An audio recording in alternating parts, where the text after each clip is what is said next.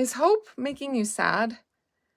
Did you know a Greek story might help us see how unfairly women have been treated for a really long time without even realizing it? So, in Greek mythology, Zeus was mad at Prometheus for giving fire to people. So, he took revenge and created the first woman to get back at everyone. These stories from a long time ago said that Pandora was stubborn and always getting into trouble, which they wanted to paint women in a negative light. And that's not true. Pandora was, if she was a real person, was probably really strong and brave and spoke the truth, and that's why abusers didn't like her. So they made up stories that she was the reason that all the evil things came into the world.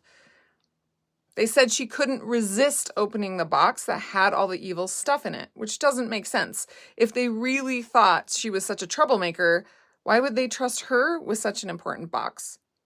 I don't think that there was a box. I think Pandora was trying to tell the truth about the abuse, and instead, they lied about her. What's really interesting is in these lies they told about her, hope comes out of the box too.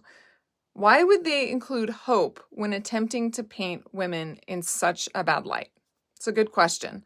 I think they wanted women to think that if we just hoped enough or worked hard enough, that we could fix everything. Hoping can actually make things worse. Like when we hope for things that are bad for us.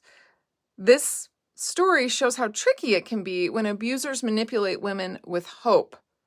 The Betrayal Trauma Recovery podcast talks about stuff like this. Go to btr.org podcast for more insights.